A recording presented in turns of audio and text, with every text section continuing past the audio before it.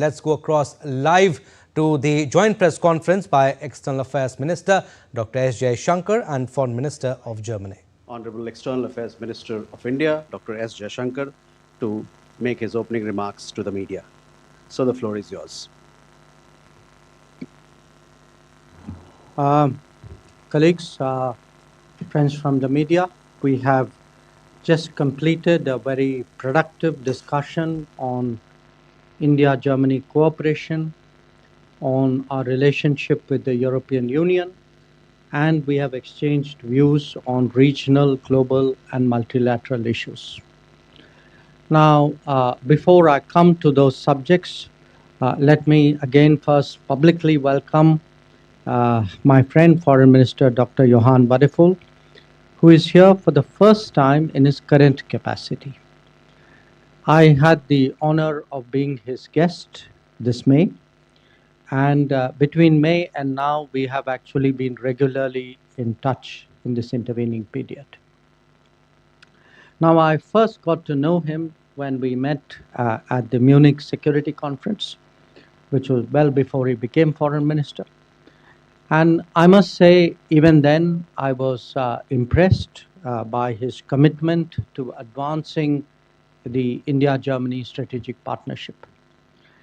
I'm very confident that that enthusiasm will now be applied by him fully in his new role. During the day today, we've had detailed discussions on various aspects of our ties. This includes our political cooperation, security and defense, economic relations, research and future technologies, climate and energy, as well as education, skilling, mobility, and people-to-people exchanges. So let me share with you some key points which came out of today's discussion.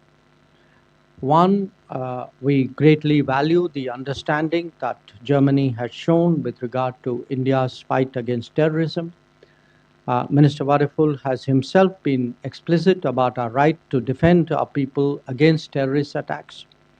Our parliamentary delegation that visited Germany in June after Operation Sindhu was also warmly received.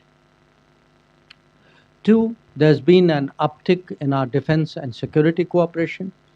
Germany participated in the Tarang Shakti air exercises last year, and its ships made port calls to Goa. Today, we agreed that such participation should be continued, indeed even expanded. In the past, we have had significant export control difficulties in the defense and security domain. I would like to express my appreciation today for the smoothening of these processes and more expeditious clearances. We also spoke about greater industry collaboration between our two countries in this context. Three, our two-way trade last year was almost 50 billion euros. Minister Wadephul is on record. I saw one of his interviews where he said that he was very confident we will be doubling our trade. Let me assure him that India fully reciprocates that sentiment. It looks forward to working with the government, with the German government. And last year, I recall, we had a very successful conference in Delhi of APK, the German Industry Association. And I want to reiterate that we remain fully committed to continuously improving the ease of doing business in this country. And I assured the minister today that any concerns that German companies may have in India, coming to India, establishing themselves, working here, we would be prepared to give it special attention. In the semiconductor manufacturing area, that has actually emerged as a particularly promising domain.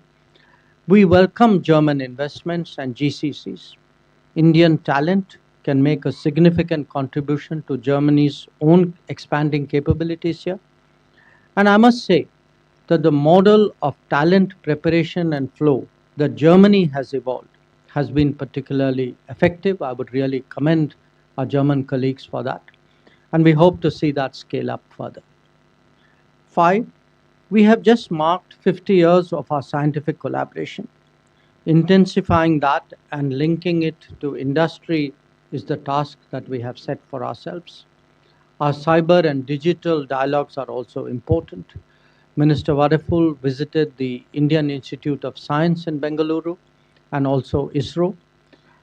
And I'm very glad he did, because I think space cooperation has a lot of potential, and we again today agreed that it should be more aggressively explored. 6, on climate and energy. We have been working for the last few years on what's called the Green and Sustainable Development Partnership. Now, some of you would be aware that projects under this have included the Nagpur Metro Rail, green energy corridors in 5 states, and the integrated water transport project in Kochi. Our discussions today also covered green hydrogen, green energy financing, and biofuels. 7, we have seen good progress in education and mobility. I believe that the largest number of foreign students in Germany are now from India. On my last 2 visits to that country, I heard praise for our community's contribution from across the political spectrum in Germany. The skilled labor strategy released by the German government offers a very good framework for mutual benefit. We have also agreed on gratis visas for short-term school and college visits to further promote student exchanges. And 8, on consular issues, I should mention that I raised the issue of Ariha Shah, an Indian child who's been in foster care of German authorities for some time. I underlined to the minister that it is essential that her cultural rights are ensured and she grows up in Indian surroundings. So this matter needs to be resolved without further delay, and I think we've had some discussions today on that subject. Needless to say, we also did a review of the global situation, of regional issues, of multilateral. It included the Ukraine conflict, West Asia, Middle East, and the Indo-Pacific. These were very, very useful, and I must say I really appreciated Minister Wadephul's insights on many of these subjects. So let me conclude by stressing today that we see the world facing the twin challenges of economic volatility and political uncertainty. We believe that a multipolar world with strategic autonomy can best respond through more intensive consultations and cooperation among key member states.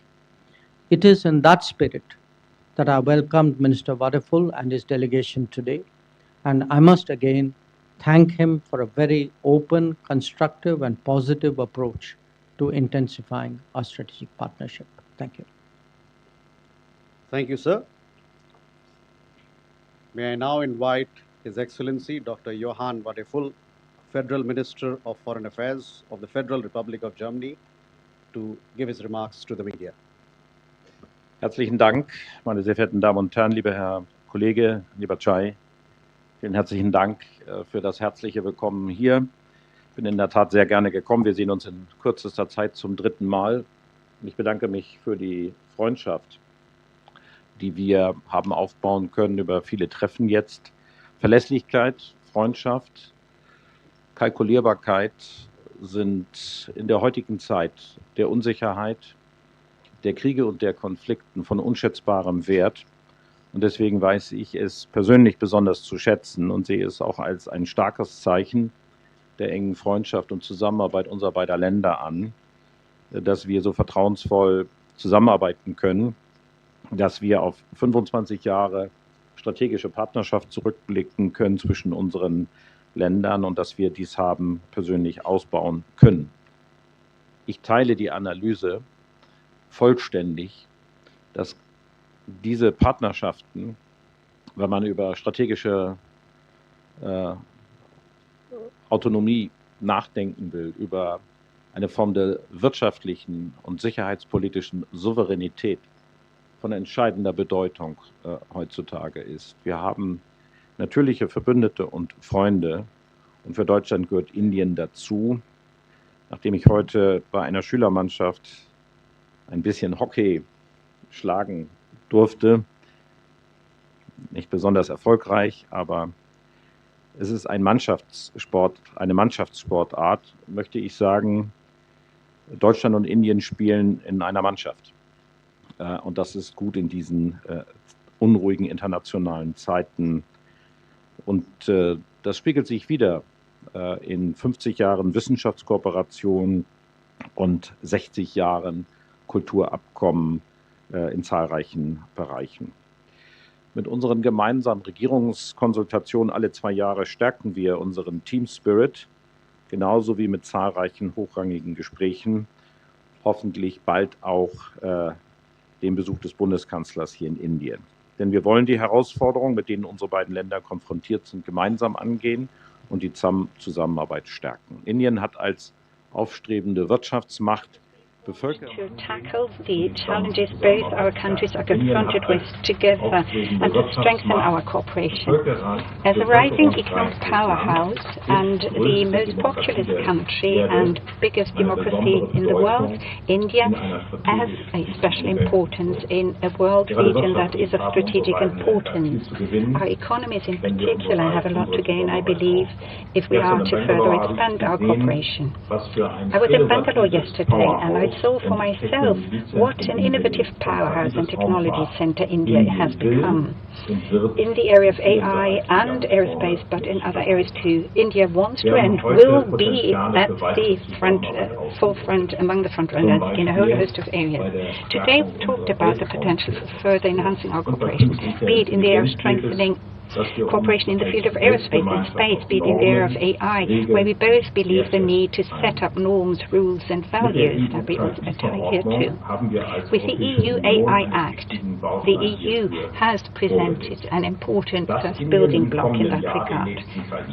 That India is going to host the next AI summit is a demonstration of India's ambition and claim to be in the vanguard and amongst the frontrunners in the area of new technologies too.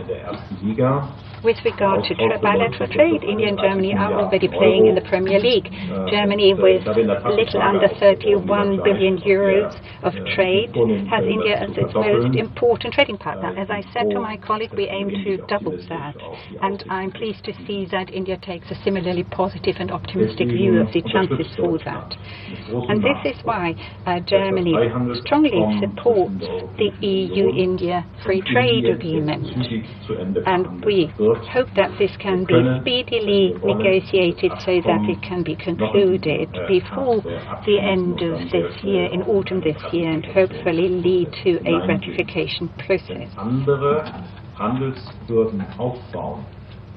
If others set up impediments to trade, we should respond by us lowering these impediments and hurdles. We believe that this fosters understanding amongst peoples and their prosperity. Today already we have more than 2,000 German companies that are active on the Indian subcontinent, and India is gaining increasing weight whenever we talk about diversifying supply chains, be it chemical products, pharmaceuticals, textiles, electronics or IT services. The fact that I have with me a large business delegation is a demonstration of Germany's great interest in India's market. Now we also have to make sure that market access restrictions are being reduced in order to tap that enormous potential of enhanced economic relations. We must, however, not lose sight of climate change as we strive to increase growth. Germany's contribution to India's Indo-Pacific Oceans Initiative equals to 20 million euros, the aim being to make Pacific island states resilient to climate-induced loss and damage. We both also agreed that we want to create more opportunities for Indian skilled labor and students who aim to come to Germany. We have almost 60,000 Indian students in Germany, which makes them already today the largest group of international students in Germany. Many of them choose to stay because we urgently need highly skilled and highly qualified labor. With our strategy on highly skilled labor in India, we already support the area of getting these talents to come to Germany. It's already now a genuine success story. Indian skilled workers in Germany are successful in their jobs, earn more than above average income, and show above average integration. They are an asset for the German labour market. Today, the visa centre in Bangalore has been issuing already 36,000 visas last year. It is for long-term stays, and the number is increasing. In 2024, almost a third of all student visas globally were issued in India. So, as far as that is concerned, we are playing in the Champions League in the visa era. But it is equally true that we want to enhance our performance through digitizing the processes and making them more efficient. In order to expand this success story, though, we have also to improve and enhance the language training on offer. We're working with the Goethe Institute in expanding the infrastructure for German language tuition and language exams, but above all, we want to promote German as a foreign language at the schools in India. Right now we have 58 partner schools in India, and we aim to increase their number to 1,000 soon. Ladies and gentlemen, but apart from touching on bilateral relations, we also spoke about international challenges.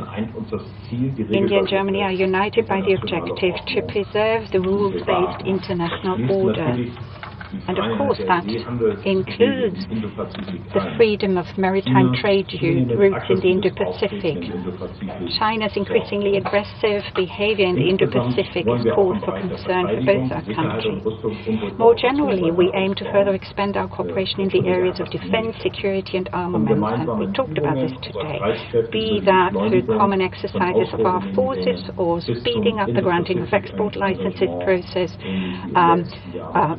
for the Indo-Pacific engagement.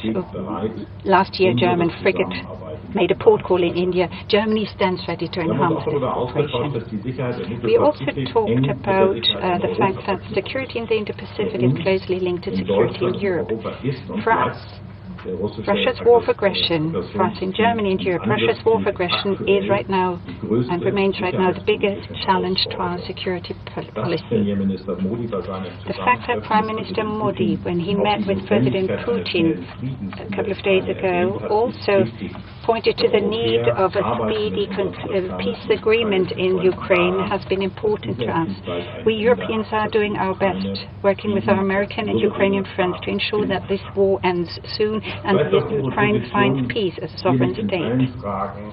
I know that we don't always see 100% eye to eye with our Indian friends, and this is why I spoke out in favor today that India uses its relations with Russia to point to the need to make peace return to Europe, and I'm grateful for the open discussion we had here today. Peace is the basis for security, freedom and prosperity.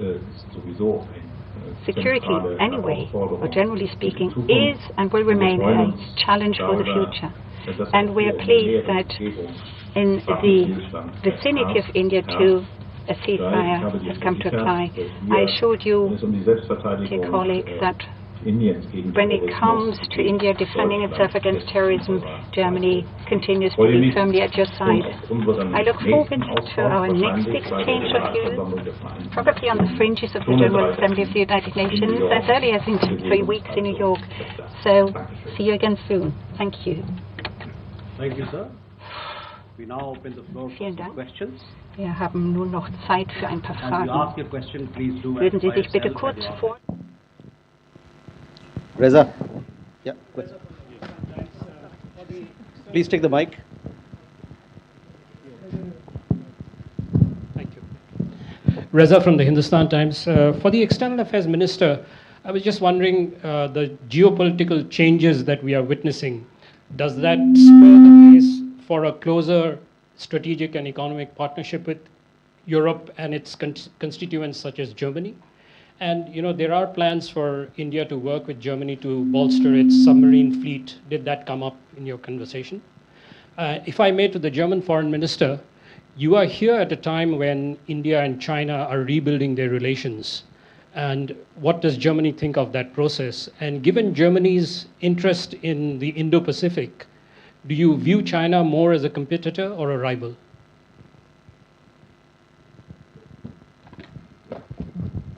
I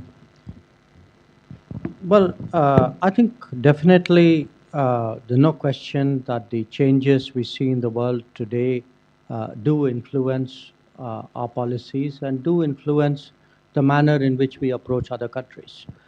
So we are seeing, very sweeping changes on the global strategic landscape.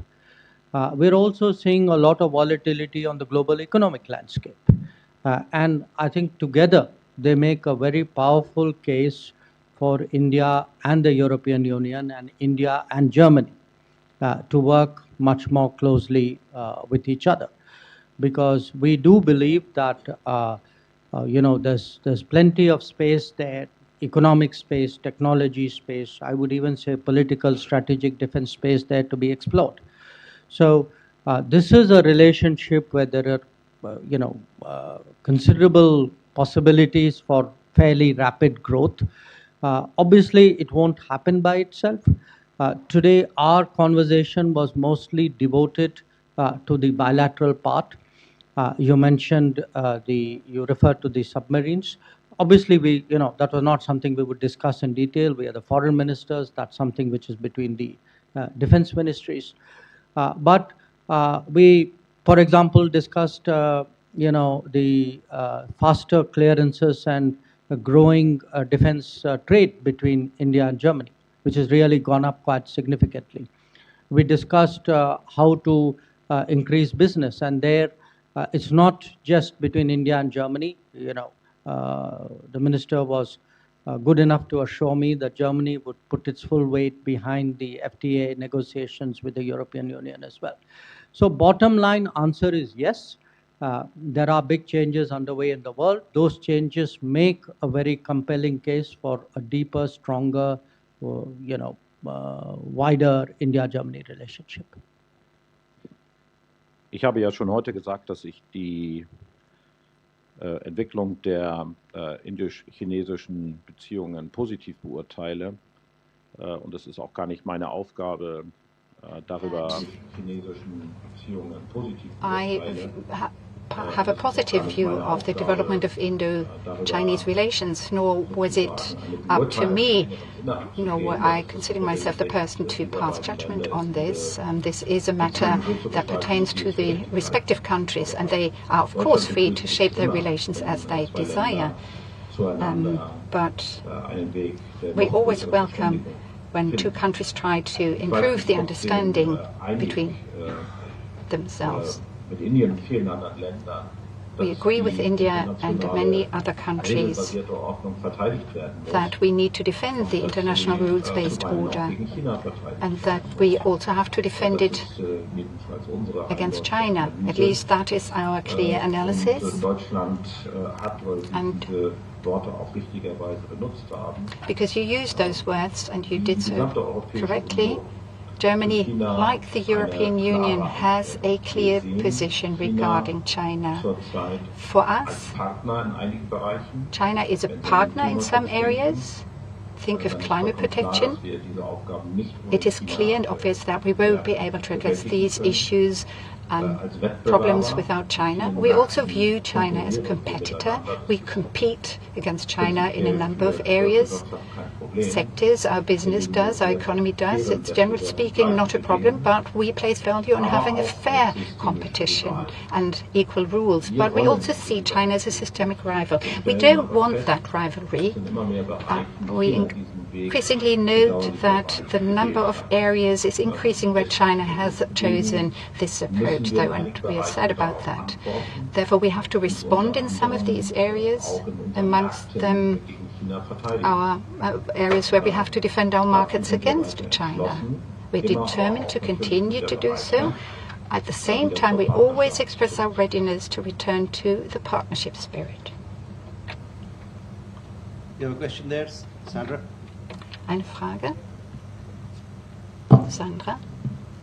Thank you. Russia, the United States of America. So how exactly does Germany fit into this balancing of strategic partnerships? Und eine Frage an Herrn Minister Wadephul. Sie haben auf der Anreise nach Indien gesagt, dass Indien ein sehr wichtiger Partner ist für Deutschland, aber auch ein nicht immer einfacher Partner. Was genau würden Sie sich denn anders wünschen oder vielleicht besser wünschen? Danke.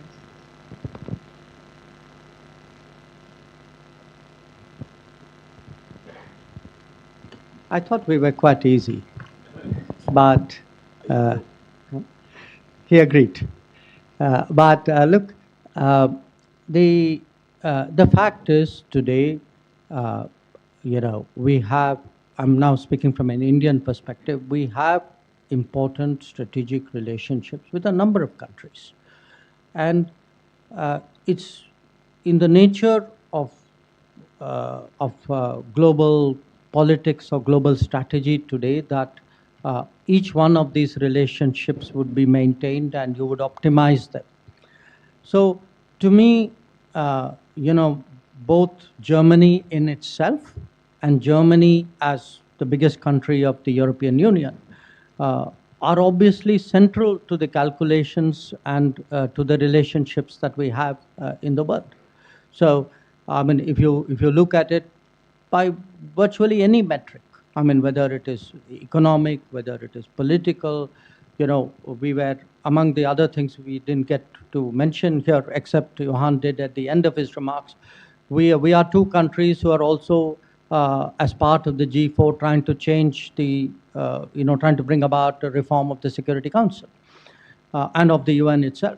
So, for us, this is an enormously important relationship. This relationship is growing in substance. And I can see at this time of uncertainties that actually it has a greater value. It's a very steady relationship. It is a relationship where largely what we promise to each other and policies that we have remain constant and remain predictable. So, predictability today has a huge premium in global politics. So I do think that, this relationship is actually only growing in its weight and its value, and part of the reason why we have met so regularly, even in the last few months, and spoken to each other is because of that. Ich kann die gleichen Worte auf Deutsch. Ich kann die gleichen Worte auf Deutsch wiederholen. You've taken the words out of my mouth, so basically I'm repeating them in German now, saying what you said. You could, as I've tried to impress earlier, India equals Asia for us, and Germany and the European Union, in a way, are equivalent for India. It is of immense importance, as has become obvious today during our talks, that India plays a very important part, and though we both have our own political positions and political priorities, but when it comes to democratic principles and regulatory steps, both our countries and both our markets tend to be very diligent and adhering to certain details. Sometimes we could make it easier for the other side to engage in the respective market. And we've underlined that in our discussions today, and I think we both have our homework to do in that regard. When you look at the history of India, it is more than obvious that at the time when I was young and went to school and later studied at university, I got to know India as a non-aligned country. Of course, that has left its mark on this country and distinguishes this country from Germany, which has always been a part of NATO, part of the Western world. And during the Cold War, we were in confrontation with the then Soviet Union. And unfortunately, and I deplore that fact, because we thought we'd overcome that, but we are back in a situation, we've not been able to overcome this, back in a situation where we're confronting Russia, have a confrontation between Russia and the European and Europe, because international law is being violated there. We find us again in this situation, and India finds itself in a different situation. So that is a challenge to talk about these matters, or rather not to talk about these matters, but to always reach a perfect agreement on all of these issues, but that's obvious. That's what is to be expected, and I don't think it's something bad, because in so many other areas we totally agree. And we have this reliability and predictability of the respective partner country, which plays such an enormous part, and of which we know that this is a clear political stance of India to contribute to bringing about a process for peace in Ukraine as quickly as possible. Again, here we see eye to eye. And I try to convey that when I traveled here. But I totally agree with my colleague. This talk has not only been an easygoing talk, it has been also very fruitful, and it took place in a spirit of friendship. And I returned to Germany much encouraged as a consequence. Okay, thank you. Pranay? So, Mr. Wadephul, my question to you is that on Russia-Ukraine conflict, do you support the idea of using tariffs as a tool to on third country to persuade or to pressure Russia and Ukraine to bring a ceasefire? And are you only, Germany and Europe, only working with the Mr. Donald Trump-led ceasefire initiative, or you have come with some new ideas to work with countries like India, with whom President Putin and President Zelensky both are keeping active contacts? And to External Affairs Minister Dr. Jaishankar, you know that I'm sure you must have discussed the unreasonable, unjustified, unfair tariffs with the German Foreign Minister. But what assurance did you get from the Germany, and especially from the EU side, to accommodate the Indian products and accommodate the Indian export? And as he rightly pointed out, that if someone is putting unreasonable tariff and barriers, we should lower it down. So what are the concrete assurances did you get? We'll take one more question. So please go ahead.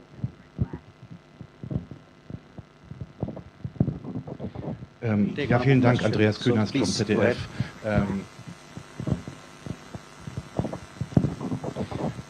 Ja, vielen Dank, Andreas Kühners vom ZDF. Thank you, Andreas Kühners, second German television.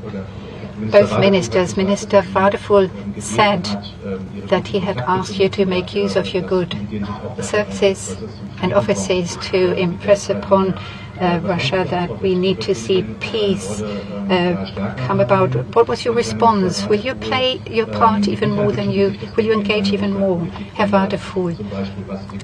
Eine Frage an Sie. Wird die Position Indiens sich ändern, was den Erwerb von russischem Öl anbetrifft? Ja, ich fange gerne an. Also, I'm happy to begin. Wir verfolgen ja in diesem Konflikt. In this conflict, von vornherein eine Politik. We have right from the outset been pursuing a policy that has the objective of Russia and Ukraine following the path of negotiations. However, what we have noticed of late is that despite the enormous efforts that the American president has invested, Russia has not been willing to sit down at the negotiating table, whereas the Ukrainian President Zelensky, has expressed his immediate readiness to negotiate and sit down at the negotiation table. In a way, it has taken a first step. And we're talking a country that has been attacked without it having done anything to trigger that attack. The only demand is that weapons fall silent, no more than that. And I think that that is a reasonable precondition for people to engage in serious and genuine peace negotiations. As far as that is concerned, that is a clear German approach and European approach, that we want to do whatever we can to make President Putin sit down at the negotiating table. As far as Europe is concerned, this includes sanctions being imposed on Russia. We have not used tariffs, but it was sanctions that we have imposed on Russia, so as to ensure that Russia, which has to fund its war, will be less able to do so. Thus, we took certain steps and measures. There have been several packages of sanctions that we've imposed, amongst them the so-called oil price cap.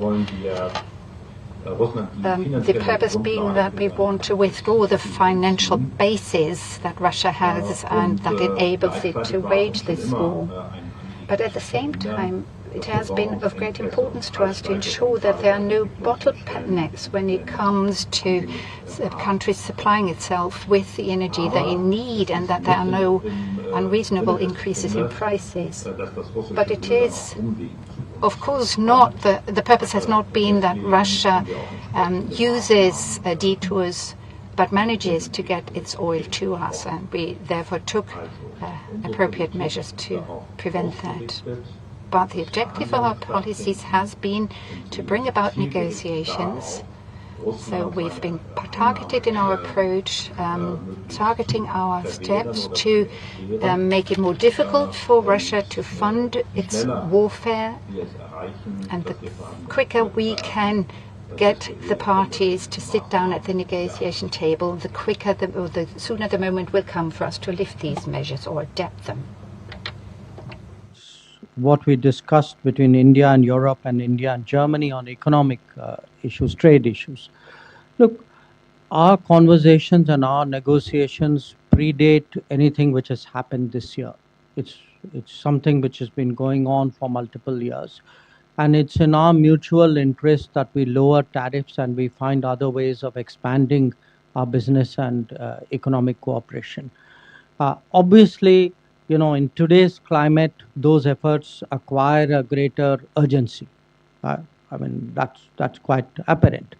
But it is an ongoing conversation, and I share the minister's desire, and in a way, I would even say optimism, that we would like now the FTA negotiations. We hope that another round takes place fairly soon.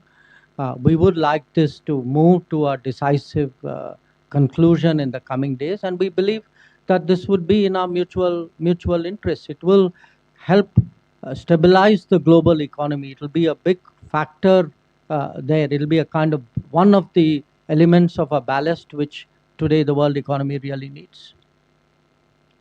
Thank you, sir. With that, ladies and gentlemen, we come to the close of this press conference. We thank honorable ministers for their participation, and we thank all of you for your presence and participation as well. Thank you very much.